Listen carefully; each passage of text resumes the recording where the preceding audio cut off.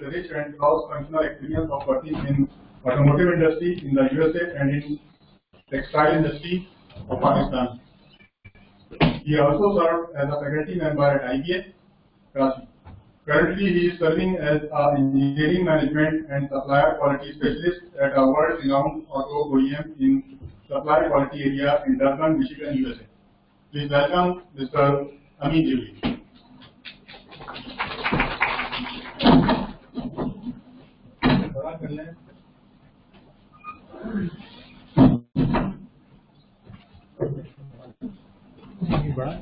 इससे बड़ा नहीं होगा, प्रोजेक्टर से बड़ा होगा।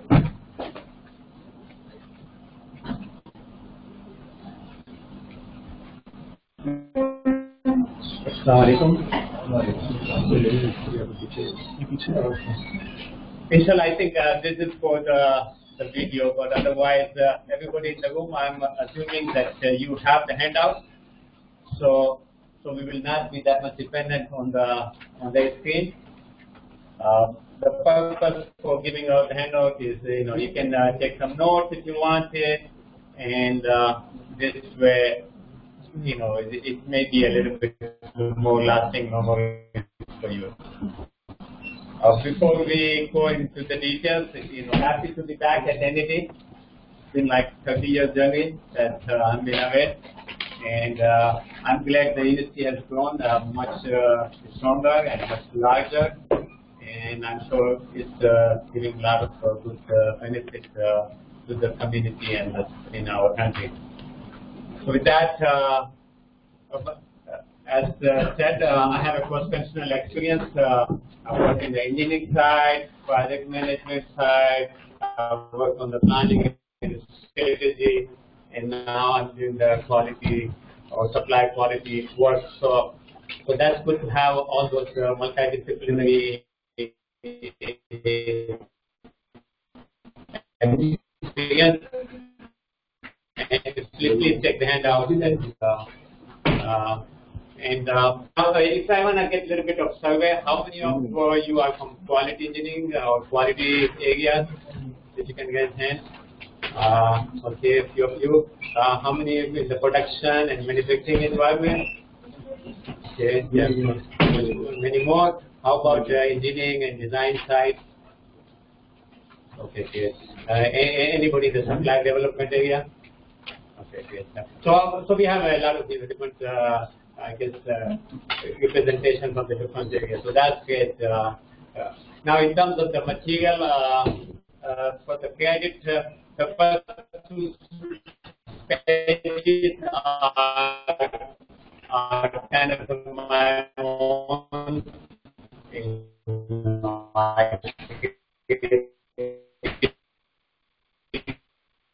Growth. The rest is really most of it is the borrowed material in the age sources. But inshallah, discussion we're going to do it based on my experience. Just for a kind of a warm up and also to get you in a big picture that it's good that we understand the whole production development process. Okay, so that's what I created this slide, and having been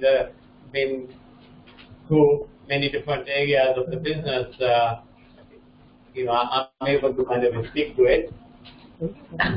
So first thing in a product development cycle, what you do is you basically based on the customer requirement. And of course, for that you can do some customer surveys, you can do market research, and all that kind of stuff that goes with it. If you have a competitive product, you should really assign who really you are going after in terms of competition, if there are other products in the market for that, and also who are going to be your customers. So once you do that, you want to translate that customer requirement into the product specification, right? This may be a little bit more technical. You can assign some attributes. I'm assuming many people in here are from automotive. So you want to decide, right? Are you going after a luxury market, a mass market, and what kind of a customer in terms of is it family, is it commercial customers, and so I'm sorry. So is it okay? Okay, great. Thank you. So please, feel free to give me feedback. But in terms of the questions, I would request that at the end of each page, I'm gonna give pause a little bit, so you can raise your hand and you can speak to it. That's for the interest of the time. And so once one thing is that if you don't understand where the issue is, you can try to root cause and find your issues in the manufacturing process, but if you didn't get the customer requirement guide or you didn't translate them into a product specification guide, there's nothing you can do by manufacturing. So it has to go up in the cycle of the book to correct that. Besides, the later in the cycle you come, manufacturing issues are relatively easier to solve. But if you have a design issues, it's much bigger exercise, and you would need the newer tools, and actually it may be much more expensive for that. So going to the top of 12, with the product specification, then comes the stage for the product design. And there are a lot of keywords in here on the right side of the column. I don't expect all of you to kind of recognize them and understand them, but you can Google them if you really are into those areas, and you can learn it. It's generally for a product like Argo or any complex, you want to use a system engineering approach. Is a good tool, design failure mode and effect analysis. This is to avoid any failures later on. You want to use the robust design concept, which means you come with the environmental factors, and you want to verify your design before we go to the manufacturing stage, which will be design verification. And of course, in terms of the quality, you can use the APQP, which is the Advanced Product Quality Planning. This is generally a tracking of the quality side of the design progression. And there will be a lot of material. There's no time for us to go into all these details here. But when you go to the manufacturing side, you want to do a FMEA, which is like production failure mode effect analysis.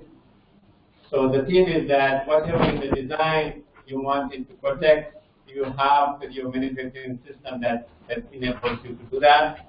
I guess I assume many of you would be familiar with the control plans that usually you would use on the production floor. So that your manufacturing process is and control.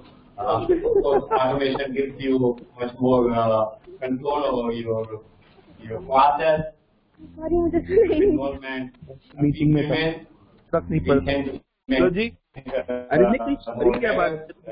are not as repetitive as robots and stuff like that, especially for the repetitive tasks. But as everyone stands in the creativity. So we are more creative. So if the creativity or where the decision making is involved, we can do much better than also, when you do a manufacturing, you should throughout the initial production. That's generally called production verification or PV testing, so that you know that you're getting a product that you intended to get. So this was the sort of an overview of the whole product development cycle. And now, another slide I have is about how the quality discipline evolved. This is a little bit of history of quality.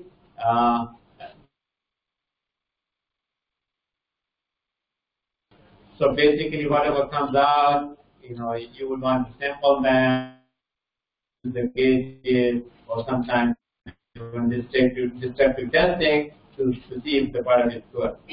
And later on, as we go on, we learned that usually the product is an outcome of a manufacturing process.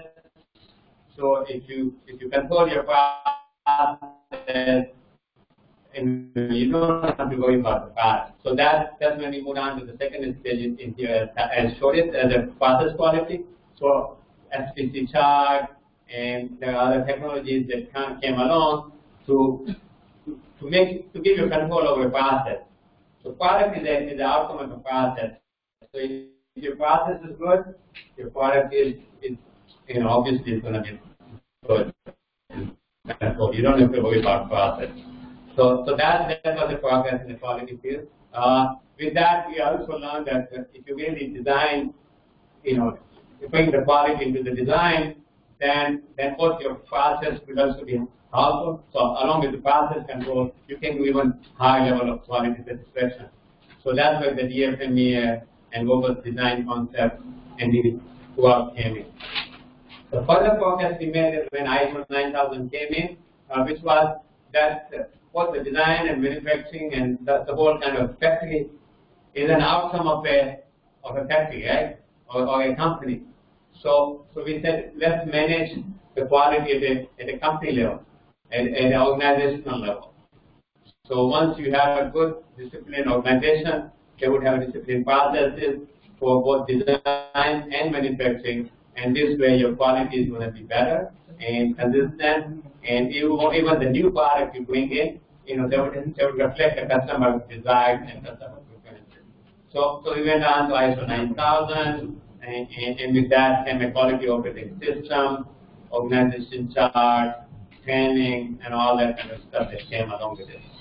So the other aspect, further improvement from the ISO 9000, I would call it further improvement, thank you, is continuous improvement, which is even more concept that yes, we achieved a basic level of quality, but it's not going to be good forever.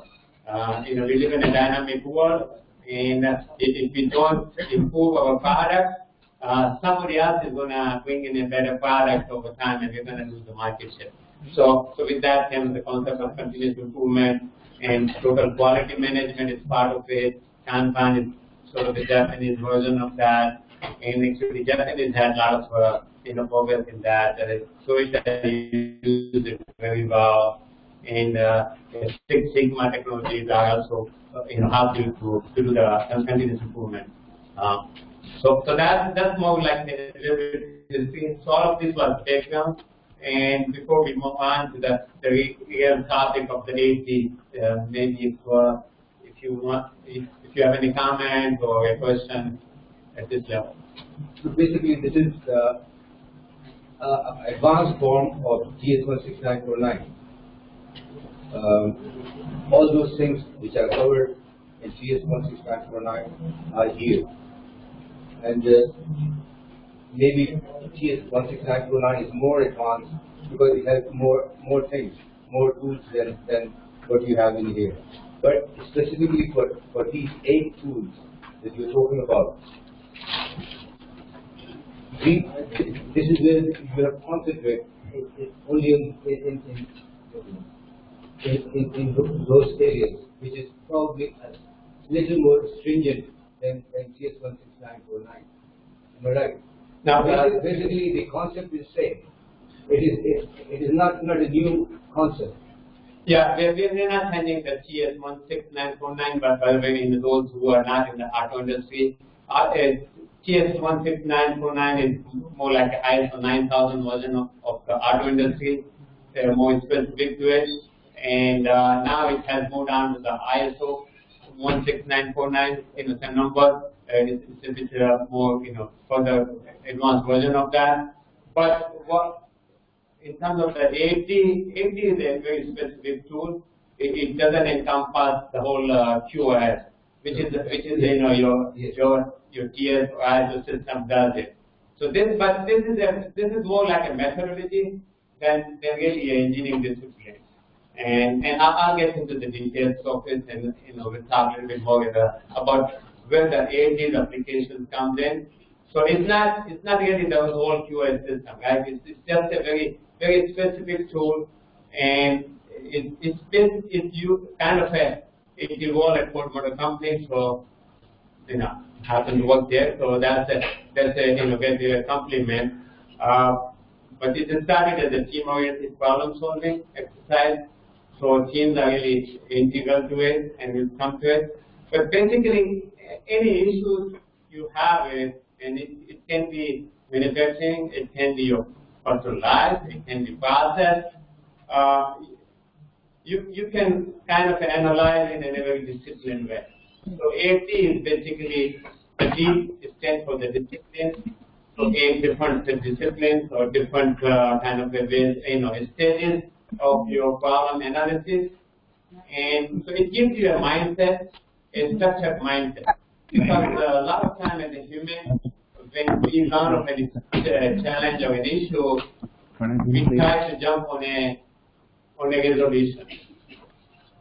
And this tool tells us that this is not a very good approach. Because, we short-sight a lot of intermediate analysis that we should be doing it. And if we jump on a conclusion, most likely we would be solving the symptom. When we learn of an issue, when we get a fever, what we feel like, right? We measure the temperature, but the temperature itself is just a symptom. And traditionally, you will take a fever reduction medicine, but now we learn that this is really not a root cause resolution, right? So same is with any of the issues.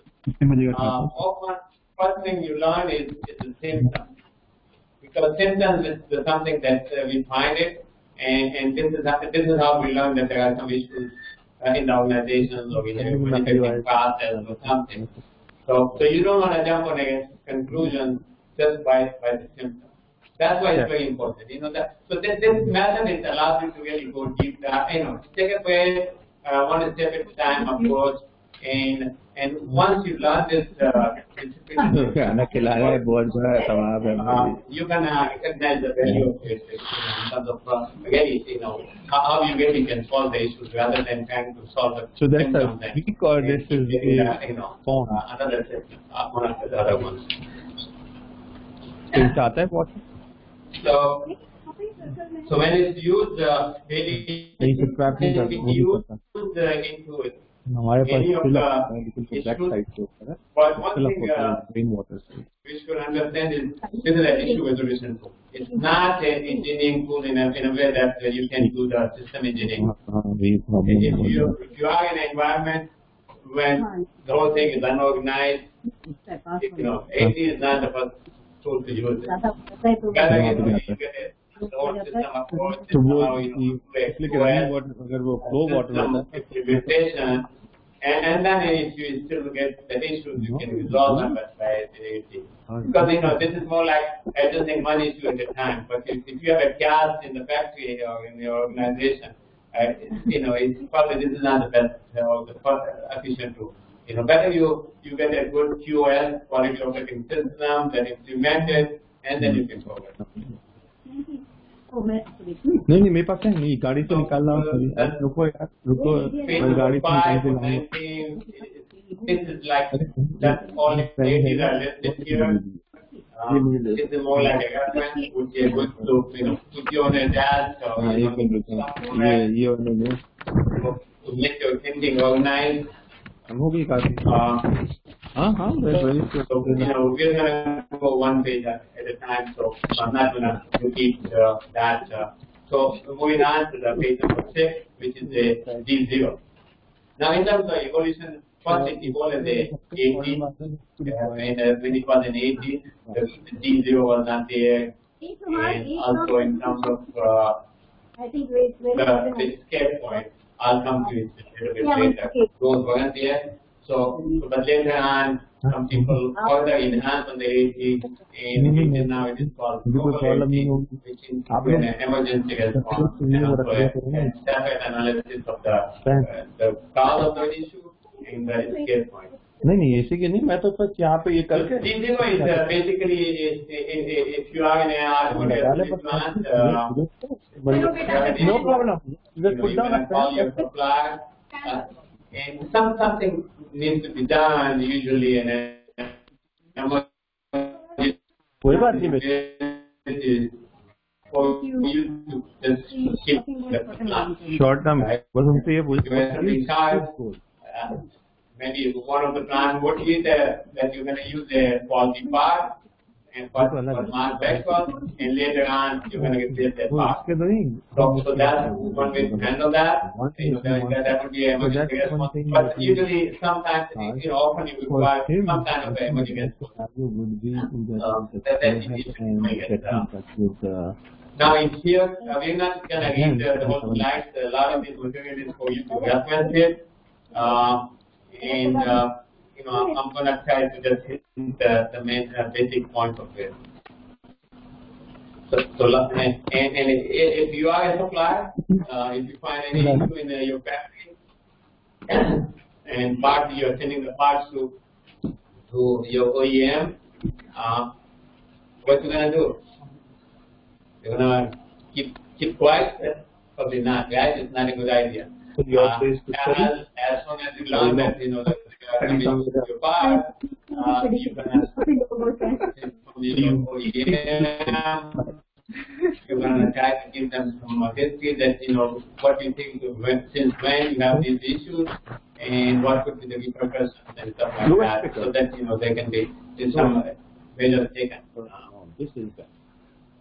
But that's emergency. It's very important that, we act honestly and straightforward with all of our business partners, including clients and our material, incoming material, and all that kind of stuff. Because when we called her, she said, the team one aspect is having a team approach. Now, the beauty of the house. Especially if you work in a little bit bigger organization, most organizations have silos. They have things. It's hard to get away from the politics altogether. And even often, sometimes there will be finger pointing, right? Maybe this is their issue or not their issue. मैं किसी पे believe नहीं करता, मैं खाने पे believe नहीं करता. When you have an issue, want to include everybody into the team. आप ट्राई करेंगे क्या? I would assume that if you have a quality department would coordinate all that efforts, they're going to kind of organize this effort. But they don't for this part. If you have the issues with the part, in the production or manufacturing, that produces them, find out. Similarly, you should have a support of management, because any change, any improvement, require some kind of a changes. So you really want to have your management on your side as well. At least as a champion. And then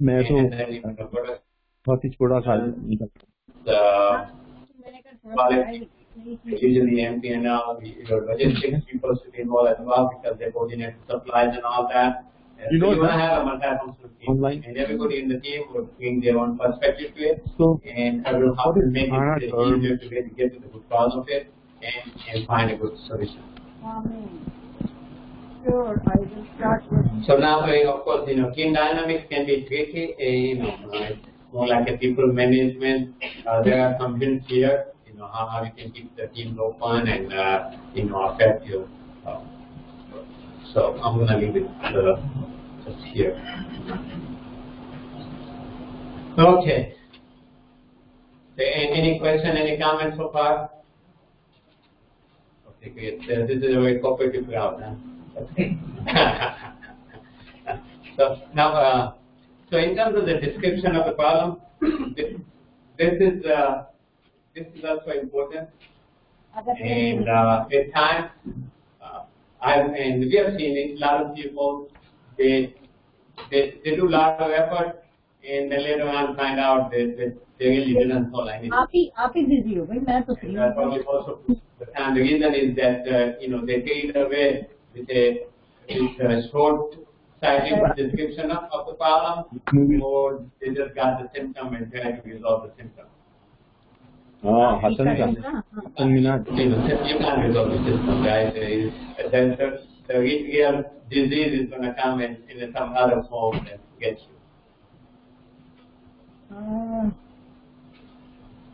So So for the, a lot of time, what you can ask yourself is, what is the problem and what it is not.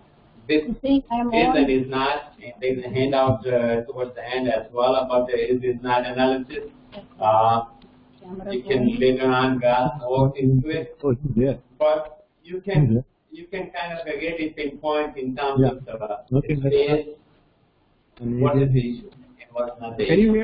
In terms of the time, it is a certain time of the day that the issue comes up. Maybe the night shift, you have more issues with your production, and right, and then you can try to do it. Maybe it's weather related, during the summer, very humid climate, maybe, your production is not as good as you want it, and so the issue is about, you see it in the summer, you don't see it in the winter, maybe some weather related. So you have to try to define it. No, you can actually hear it is, and this is not this issue.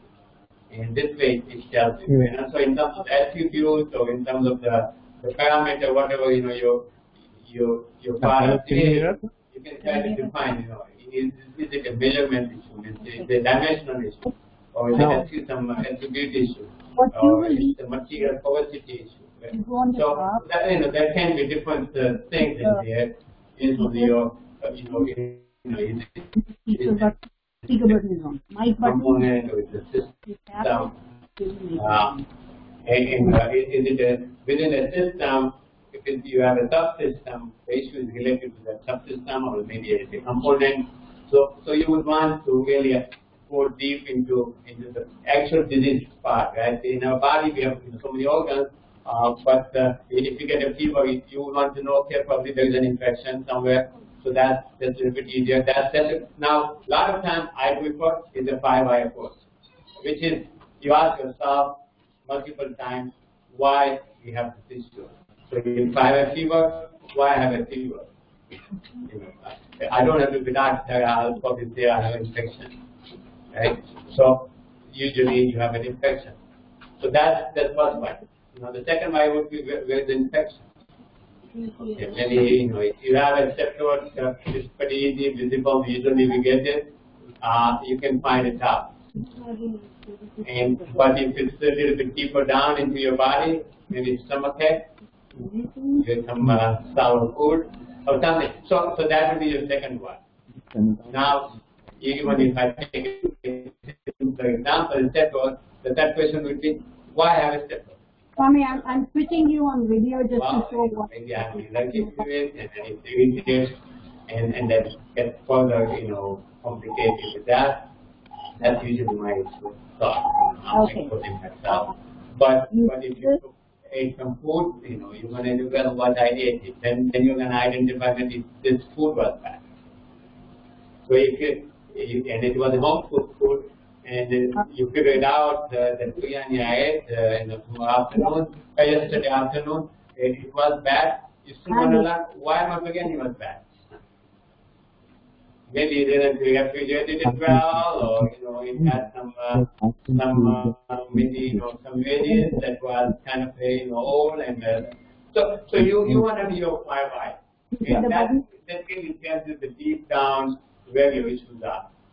Right. It's a very good book, very good book. Generally, Toyota, I think, mastered it, and so 5-why is a great tool to use it for problem, really pinpointing your issue. That's why we don't want you to rush to a resolution. Do your problem analysis. So 5-why is a great tool. What is not is another tool that you can use it. And problem description is last time people like to jump in. If you want to have your team and do a good analysis of problem with your team. A time customer will tell you an issue. And I'm an OEM, so we would tell our supplier some issues. Yeah, we can mean that we are telling them this problem. So that means the symptom, not the symptom, but the real issue. Often we may tell them the symptoms, and then they're going to have their team analyze it and reach the really good problem description. So once you reach the problem description, then you're ready to move on to the next step. Yes. Sometimes even if the problem is more like the symptoms are black problem, the weather was going hard to do some days The same thing. Farming can do the processing on the. problems and divided to multiple problems. For example, supply dispatch will be delayed, and You even go after dispatch, on and so the go to the pull down menu. supply You say enable will be delayed. that. Some problem is not just one problem, but a multitude of problems. Oh, There is a possibility, and those are a bit hard Okay.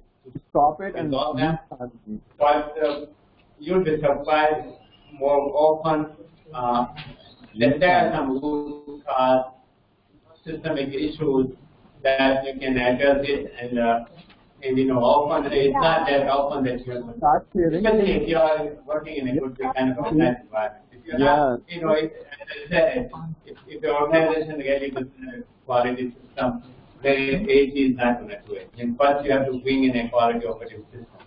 Besides, in your kind of analysis, you can say that, you know, you're not using the forecasting, weather forecasting to schedule.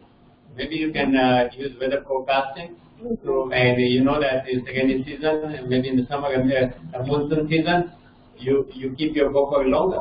You know, you can GIT, you can increase your timing. Rather than 24 hours, you can maintain it. That's because we just Okay, so that's one way to do it, right? But again, if you would just think that, you know, there was water on the street, you're not going to resolve the water, you're not going to resolve those. So you have to kind of take what you can control it, and then you try to so you find one way to do it. we kind of started doing Any other comment or question? non-profit organizations in there. Yes. We have So with that, we're going to move on. who are the IPA. they're like real low is now Helium containment actions. trying to say that we just started Often when you have complex issues, they are used to go you know, it may take see a what we bit can do. longer time to resolve the issue. That was overall but if your client cannot wait, or if your factory, you know, you have within the factory, you have an issue, you want to ship it to your client, you cannot wait too long, right? I mean, you can't stop the line, especially the assembly line that we have it. Our line speeds are usually 55 to 66 cars per hour. So the assembly plants that, you know, in the USA, most assembly plants, they spit out more or less one vector a minute. And if you are a supplier, and that's why we have those, you know, OEMs, they really give very heavy penalty for any supplier who would disrupt the line. Think of like thousands of employees working there. If the line had to stop even for an hour, that's a loss of 60 vehicles. You know, some vehicle lines, you know, you make good profits. If you look from the revenue side, you know, it's a big, huge loss to the company. Even the cost side, you know, all these people, you know, just invested and deliveries missed and all that. Huge penalties. So you really want to contain your issues and right away, as soon as possible. So the containment, you may still not have really analyzed the root cause, but you're containing it. So there are a few things in here. One is like if I use the human body example again, you're going to manage your temperature, as if you have a temperature. So you can take even your screen and all that kind of stuff to manage your temperature. Now for body it's what it works. Now if your product has an issue with the containment, like if you just, you know, band-aid the system, it may not be good enough because, you know, the quality of the product will suffer. So if I get an example, suppose, you know, your dimensions are a bit out in one of the other ways, so you have a little bit of fit and finish issues. Our with a lot of body by the way. So you know, a lot of fit and finish experiencing that. But what you can do is you can maybe institute 100% inspection. Means that before, you had a control plan inspection, few units, but now you can institute a 100% inspection so that every part you are sending to the OEM, it was fully inspected, verified that it means it, and based on that, all the bad parts will be sorted out. Of course, you have to keep them. I mean, you eat that first, but at least your customer is getting the good part. Now, if I go back to the D0, emergency responsibility, send manufacturing, and whatever material I have in my inventory, just 24 hours or maybe 40 hours, 8 hours worth of inventory, you sort that out, that would be your D0. Now, D3 would be that you are sorting it in-house and then sending the good part. So at least, I'm protected, right? This is your ICA. It's not pieces, what is going to get is maybe you don't have enough capacity to now ship it, because if your scrap rate is 50%, 40%, you're inspecting one, inspecting is hard. It's not 100%, but beyond that, now your capacity constraint. As I said it, right? If I'm building 60 cars an hour, and your capacity, your tooling is just kind of about or maybe a little bit over supplying me at 40% reject rate, you're not going to be able to supply me. Now you're going to do capacity constraint. So you might have to go back to maybe find another. If it's a tool, you're running 2 shifts. Maybe now you can think of running 3 shifts so that you can meet my requirement. That for that you don't have a staff, so you can get into overtime schedule and a lot of other things. But so ICA, this would be your ICA. That you're running my plan. Figuring out. But still, you cannot just do it forever. You have to find the good cause and then. The government is But this will be your ICA. So, is there any comment about the ICA? and it's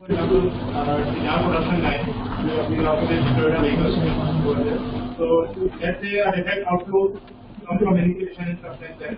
So the first thing would be to correct that issue, and the second thing is that The issue is that we as the university site cannot write that grant.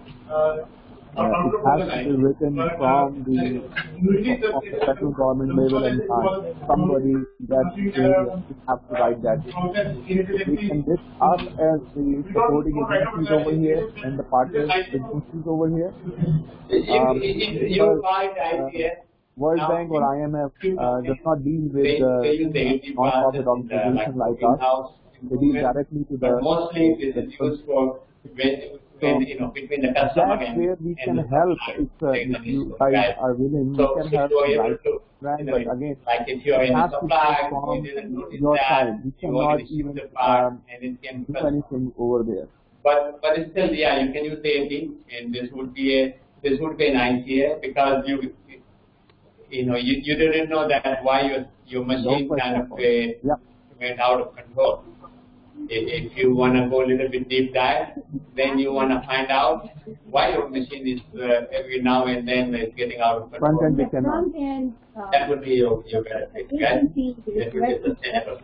World Bank should be government of HANA rather than us. So it has to come either from your Ministry of Finance. These are the two places who can shoot for that.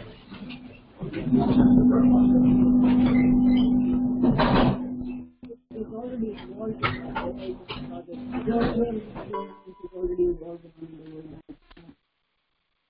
It's kind of related to what we are talking here.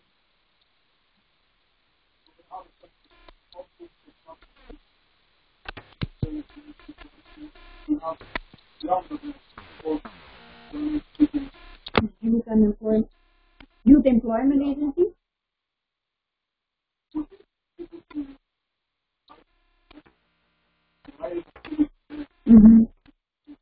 Right. So I have a quick question. Is Is it a government-based agency? Is it under an umbrella of the government?